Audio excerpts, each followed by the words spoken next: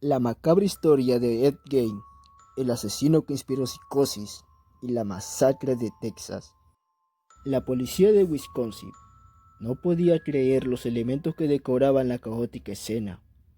Un cinturón hecho de pezones, varias sillas, una lámpara tapizadas con piel humana, un corsé elaborado con uñas, torso, narices, máscaras creadas con rostros, huesos, cráneos y el cuerpo de su última víctima colgando de los pies sin cabeza ni tripas. El asesino que había marcado a fuego la cultura pop había cuidado a su madre hasta la muerte. La historia de Ed Gein, conocido como el carnicero de Plainfield, inspiró a los personajes de Norman Bates, de Psicosis, Leatherface, de la masacre de Texas, y Buffalo Bill, del Silencio de los Inocentes. Pero ¿cómo se transformó este granjero anónimo, con esquizofrenia, en un ícono cultural? Lejos del pecado, Edward Theodore Gein nació el 27 de agosto de 1906 en el condado de La Crosse, Wisconsin, Estados Unidos. Su padre, George P. Gein, era un borracho que tenía una tienda de comestibles y su madre, Agustina Teller, una ama de casa luterana que le temía a Dios.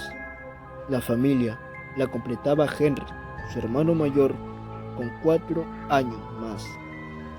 Posiblemente porque Agustina consideraba que La Crosse era una ciudad propensa al pecado, los Gein se mudaron 8 años después a una granja de 80 hectáreas en el pequeño poblado de Plainfield, donde poco a poco Ed cosechó la relación de amor-odio que marcó el vínculo con su madre y forjó su historia.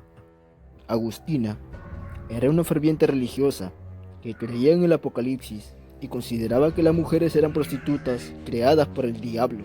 Obligaba a sus hijos a leer a la Biblia, en especial el Antiguo Testamento, que interpretaba casi literalmente. Solo había tenido sexo con su marido por procrear. No creía en la amistad y castigaba a sus hijos si los veía jugando con sus compañeros. Aunque algunas versiones se aseguran que Ed fue un buen estudiante, sus vecinos lo desmienten. Apenas llegó hasta el 7º grado y abandonó la escuela para trabajar en la granja. Lo hizo hasta que en 1940 falleció su padre, lo que obligó a los hermanos Gein a salir a buscar trabajo. Ed hacía pequeñas tareas y cuidaba a los hijos de sus vecinos. Siempre se dijo que se entendía mejor con los niños que con los adultos. Aunque era diferente, todos confiaban en él. Lo definían como un raro inofensivo. Probablemente la primera víctima de un adolescente Eddie fue su hermano. Los dos trabajaban duro, pero Henry tenía su propia lectura del mundo y había comenzado a criticar la idiosincrasia de Augusta. A Ed le incomodaba escucharlo hablar mal de su madre. Fue en ese contexto que el 16 de mayo del 44 se produjo un confuso incendio dentro de los campos de la familia. El fuego se descontroló y se acercó a la casa de los Gein. Cuando los bomberos terminaron de combatir las llamas, se dieron cuenta de que Henry había desaparecido y lo empezaron a buscar por todo el lugar. Su cuerpo fue hallado al atardecer. Estaba boca abajo y tenía signos de haber sido golpeado. Las pericias demostraron poco después que había muerto asfixiado, pero el caso prácticamente no se investigó. La muerte de Henry le dio vía a la relación casi incestuosa de Ed y Augusta. Pero apenas unos meses después, la mujer sufrió una apoplejía que le dejó paralizada. En algún momento del 45, padeció otro ataque. Su hijo la cuidó con devoción hasta su último día. Augusta falleció el 29 de diciembre de ese año. Ed había perdido su único vínculo con la cordura. No tenía con quién hablar. Se concentró entonces en sus fantasías. Mary Hogan murió el 8 de diciembre de 1954. Años después, cuando la policía llegó a la casa de Ed, encontró su cabeza en una bolsa. En el siglo XXI, el asesino hubiera sido encontrado a las pocas horas, porque había pistas muy concretas, pero en los años 50 su crimen podría haber permanecido impune. La víctima había superado 2 divorcios y había llegado al pequeño pueblo de Plainfield desde Dallas. Atendía un bar y tenía una personalidad capaz de lidiar con los borrachos del pueblo. Era corpulenta y mal hablada. Insultaba cada 2 palabras. En la biografía de David del 98, Harold Schwenter asegura que para Ed, Mary Hogan era suerte de versión grotesca de su madre. Todo indicaba que a las 16 horas de ese 8 de diciembre, la cantinera cerró el local, pero dejó entrar a tomar un café a Ed, que había empezado a frecuentar en el bar. El joven le disparó con un revólver calibre .32. Esa tarde, el granjero Seymour Lester ingresó a la taberna para comprarle un helado a su hija y encontró en el suelo una enorme mancha de sangre. Se notaba que un cuerpo había sido arrastrado desde atrás de la barra hasta el estacionamiento. Se veía con claridad las marcas de los neumáticos de un auto sobre la nieve.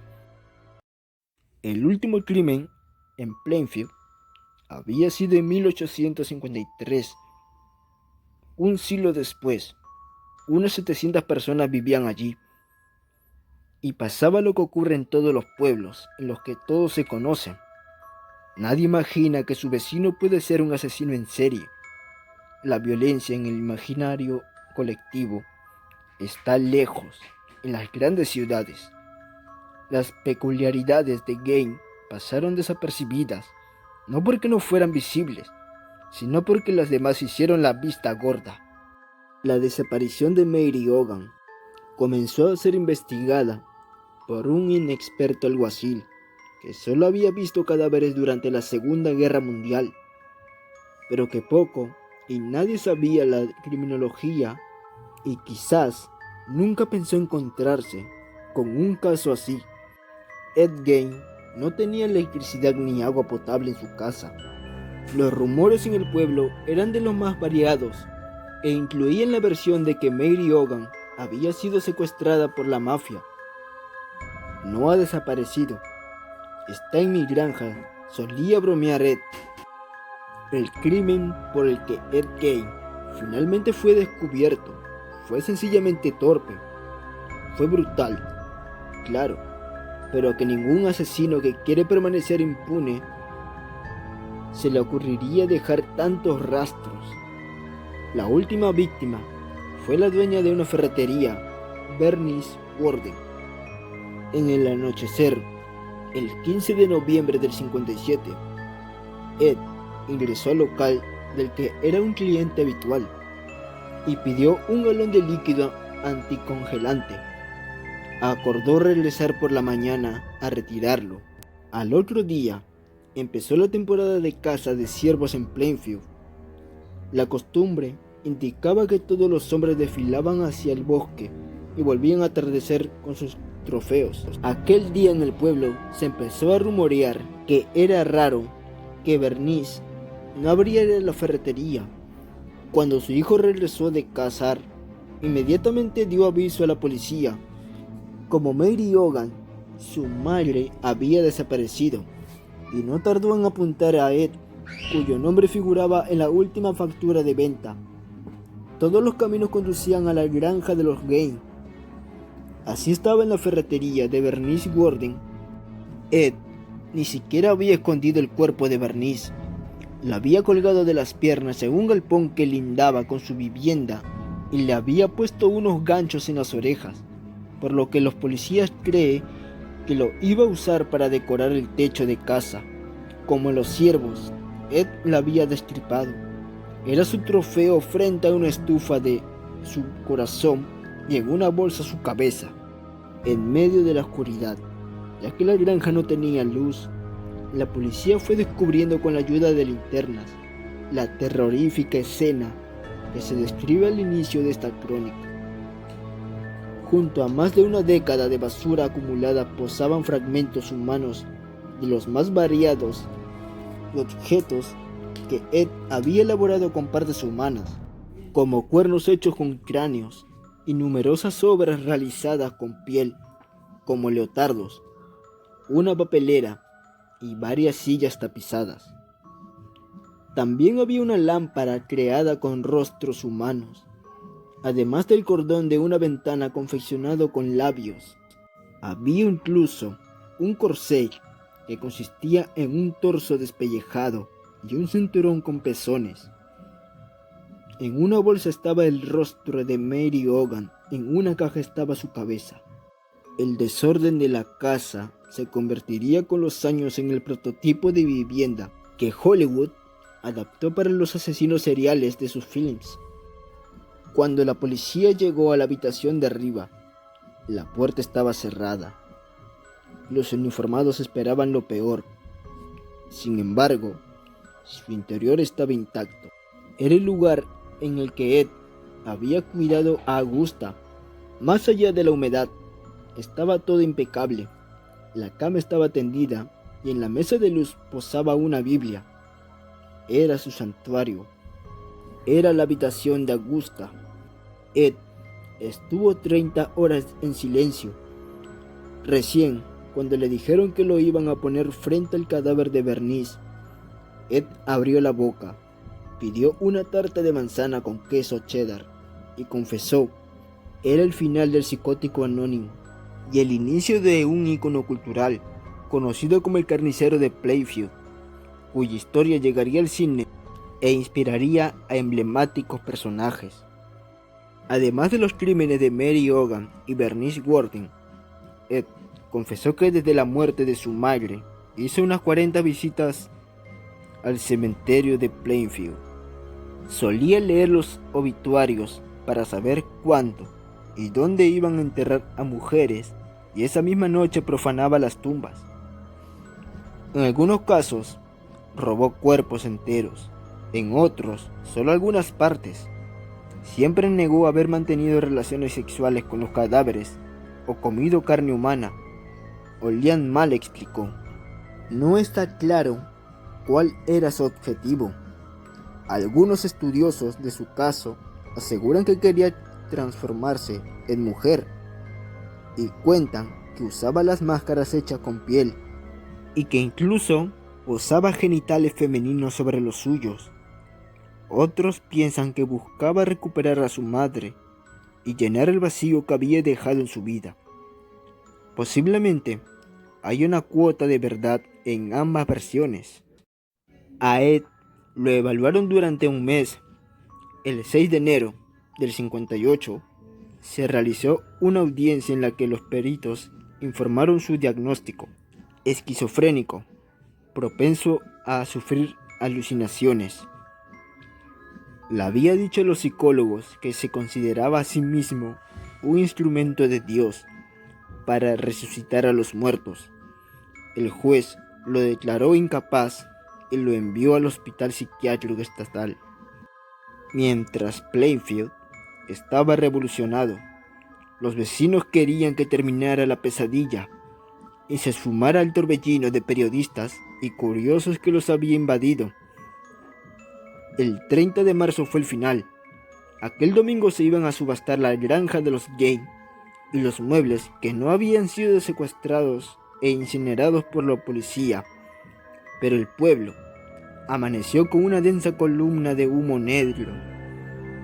Alguien había incendiado la casa. Sobrevivieron muy pocas cosas, entre ellas el auto de Ed, que lo compró un empresario para hacer espectáculos. Ed, tras ser detenido, cuando se enteró del siniestro, Ed no se inmutó, mejor así, le dijo al enfermero que le transmitió la noticia. Los empleados del hospital recuerdan que Ed se portaba bien, solía leer el diario y casi no conversaba. Y así estuvo hasta que en 1968 una junta médica notificó a la justicia que estaba listo para ser sometido a un juicio. Fueron 9 días de audiencias hasta que lo hallaron culpable de asesinar a Bernice Worden. A esa altura solo se había estrenado la película Psicosis. La escena inolvidable de Psicosis de Alfred Hitchcock, tras el juicio hubo una sucesión de films también inspirados en él. El primero es quizás el menos conocido, Their Own and Make True, que vio la luz en 1972. 2 años después, se estrenó la primera película de la saga Masacre en Texas. El asesino, Leatherface, utiliza una máscara hecha con piel humana, y es lo que un niño podría imaginar de Ed Gein. El carnicero de Plainfield inspiró años después a Buffalo Bill, el asesino que busca a la agente del FBI Clarice Sterling, con la ayuda del famoso Dr. Hannibal Lecter, El silencio de los inocentes del 91. Aunque en este caso el personaje también tomó piezas de otros famosos criminales seriales. Bates Motel no es la única serie inspirada en Ed. El personaje Bloodyface de la segunda temporada de American Horror Story también se basa en su vida, lo que queda claro en su devoción por piel humana y la particular relación con su madre ausente. Ed pasó sus últimos días tumbado en su cama. Murió de un paro cardiorrespiratorio a los 77 años. Lo enterraron junto a Augusta en un cementerio de Plainfield. Poco después, alguien robó su lápida, pero la policía lo recuperó. Aunque decidieron guardarla en la oficina del sheriff, su tumba sigue siendo fácil de identificar por las cartas y flores que le dejan sus fanáticos.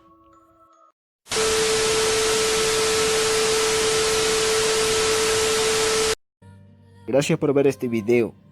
No se olviden suscribirse, darle like, compartir y no se olviden de activar la campanita para que no se pierdan de nuestros próximos videos. Y esto fue Zona de Miedo. Zona de Miedo.